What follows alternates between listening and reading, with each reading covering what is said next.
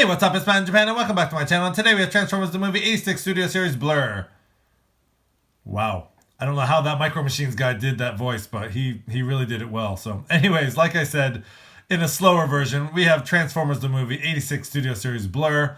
And let's take a quick look at the packaging. Now, one thing kind of is bugging me about this packaging, this package art right down here, is the coloring. I'm not sure why he kind of looks like that. It does not look like Blurr at first. He looks very purple, almost like a shockwave purple. As you can see, the toy in the background is very not that color. So I'm not kind of sure why they went with the coloring on that. I'm not sure if it's, they took it from a still from the movie. There's some lighting or something that made him look kind of purplish. But anyways, not a big deal. Just something I thought I would note. So yeah, we have Blurr in the package here. So Takara Tomy, Generations logo, Transformers down the side. A very run-of-the-mill Studio Series box. You have product information on the bottom. You have that same close-up of Blurr there. Very nice image there. And on the side, you have a same image there with the 86 inlay with the window there. And on top, much of the same. Now, getting on the back, you do have the product shot here. You have Blurr in his robot mode, and he does convert in 18 steps into his spaceship vehicle mode. Very cool. And it says up here, big screen inspired, scale detail backdrop, and Battle of Autobot City, and backdrop is included. And Blurr defends Autobot City until reinforcements arrive. That's where he's sort of going crazy and going so fast and shooting all the Decepticons as you saw. So, without further ado, let's take out Blurr and see how cool he is. Okay, so here we have the 86 Studio Series Blurr out of the packaging, and he is standing on the backdrop there. And these backdrops are very nice. Nice inclusion with these figures, and the artwork is cool and very movie accurate. Just adds another little element to these figures, so very nice. So let's take a look at Blurr up close and personal. And first and foremost, taking a look at the head sculpt. Very, very nice head sculpt. I love all over the figure, I just love the choice of the blues, the light blues, the white paint for the face. You get some really dark, deep blue for the eyes. You do get that little yellow part, which is very Blurr. We'll bring in the G1 figure in a sec here. But very nice head sculpt. You get some nice sculpted detail on the top as well. So just putting his arms down here for a sec. And going down the figure, you do get a little bit of sculpted detail on the arms. And a little bit on the waist there and the legs. And I really do love I just love the contrast of the white and the darker blue with the lighter blue. And it looks very, very nice. So just going around the figure there. We'll get into this part here in a sec when we get into articulation. And you get a little bit of detail on the back of the legs here. And very nice. Again, this plastic, dealing with the Kingdom figures, this plastic is a lot lighter. He's very light in the plastic feel, so... he does come with two accessories. We'll take these off here. Put him down on his stand there. So the first accessory is his blaster, and this is a really nice, really well done, just cast in white plastic, but very nice sculpted detail there. And it does have a very long stem here, so he does hold it very tightly. So just going around there, a really nice detail on the gun. I think they did a bang-up job on that gun part. So very, very nice. And he does come with his sort of welding tool here, which he uses to fix some other Autobots. And he does have a little bit of sculpted detail there. Again, just cast in a white plastic. And that does actually fit over his hand, which is very nice. So it does look like more of an extension of his arm rather than just holding it in his hand. So he does hold his accessories very nice. Again, this handle is very long, so he does hold it very tightly. So yeah, very cool. So let's bring in G1 Blurr for a comparison. And these two figures look nothing alike. The G1 Blurr is really it's kind of an abomination. It's not very accurate to the movie, I don't think, but there they are side by side. You can see, you see where they get its cues from. But again, the only real similarity is the sort of crest on the head there in that yellow section. The face sculpt is, well, it's somewhat similar, I guess. But yeah, it's very different than the G1, whereas, someone like Jazz or something is very very similar to the G1. So this is actually very, very different from its G1 counterpart. So we'll put him down there. And another Blurr figure I do have is the Titans Return Blurr. And I'm not sure if these two actually share some parts. They're awfully similar in the mold, especially in the arm section. Not really sure if they share any likenesses, but I do think a couple things they've done better is the on the Titans Return. I think they did the arm section a little bit better. It's a lot shorter, whereas the Studio Series, this is so long and it's a bit obtrusive, I think, but it is what it is. But anyways, there they are side by side. So I think this Blurr is actually a lot more comparable to the Studio Series one. So even the head sculpts are very, very similar. Actually do like that head sculpt on the Titans Return figure. But anyways, putting those figures down. And let's get into, take off the accessories, get into articulation here. So his head is on a ball joint.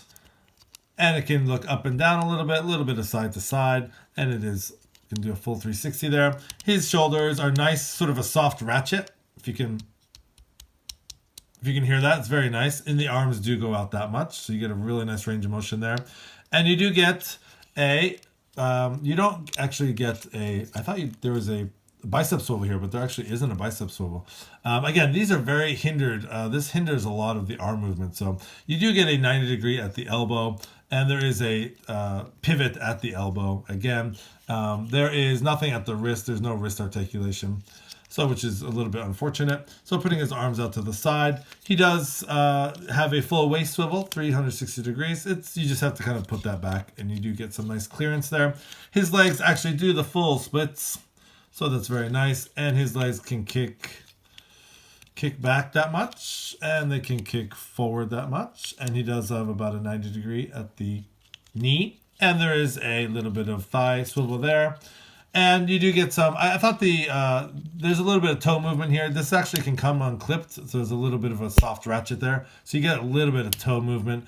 And I thought this was very ingenious, the way they did the ankle pivot. So there's a little joint there that just rotates on that little pivot there. So that's actually very ingenious. So a lot of articulation for Blurr. So putting him down. And leaving the other figures in the picture there. So there they are. Let's get these guys. Whoa, there goes G1 Blurr. Yeah, he's a brick. This guy's a brick. So there are the three Blurr figures I have in my collection. They have the G1 and the Studio Series and the Titans Return Blurr. And let's get them into vehicle mode and see how they fare with each other. Alright, so here we have Blurr all transformed into his vehicle mode, and let's take a look at him up close. So very, very nice. I really like the contrast between the light blue and the dark blue. You get some very nice effects here. Very aerodynamic, very fast looking. And I really love the details on the side here. On the front, you get a very classic Blurr look with these sort of shapes here and the lines in the front of the vehicle mode. And you do get a little bit of detail there with some vents.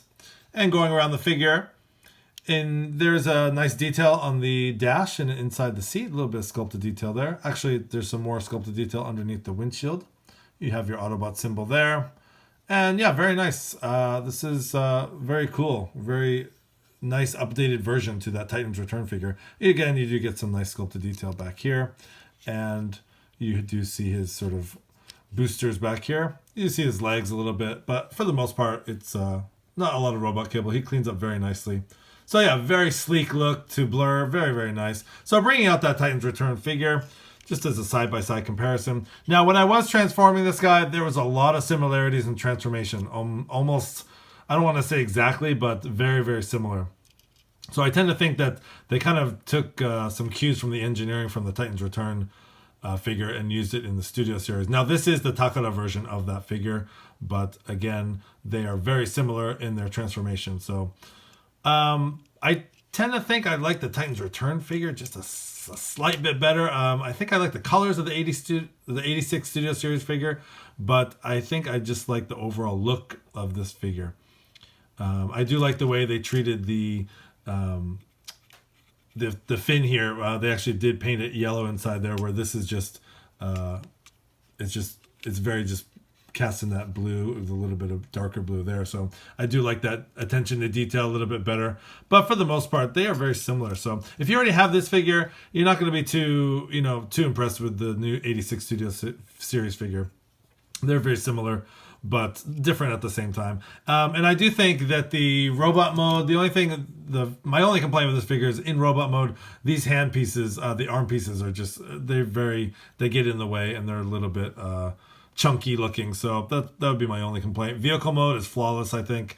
The only thing is it doesn't really roll. There's no wheels, so he just kind of hovers. Whereas the Titans Return actually did come with the wheels and he could roll. So, but overall, a very nice figure. So bringing in G1 Blurr as a quick comparison. There they are side by side, so you can sort of see how it's evolved over the years. So there they are, and we'll take away the G1 figure. Now there is weapon storage. Before we end here, there is some weapon storage, which is very nice. If you look on the bottom, under the hood, there is a little post here, which tabs into a slot, which is on the gun. So you can either put it this way, or you can put it this way, it doesn't matter. And also the welding tool does have posts on either side, which fits in these slots on either side of the gun there. So there's nice weapon storage. So you can have that look if you so please.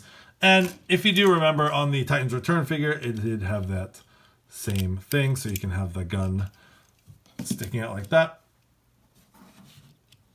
So there they are, new and old Titans Return Blurr and the new 86 Studio Series Blurr side by side. Again, my only complaint with this figure is just in robot mode, those big honking arm pieces. So I thought they could have maybe dealt with that a little bit better. The Titans Return dealt with it a little bit better. It's a little bit shorter and a little bit less obtrusive. But as far as a figure as a whole, I really like it. I like the Studio Series figure much better. But I do like the Titans Return figure as well. So they're both really great. And I'm happy to have both in my collection. So very nice update. So anyways, this has been Matt in Japan for the Transformers, the movie, Studio Series 86 Blurr. Please like, comment, and subscribe. Have a great day.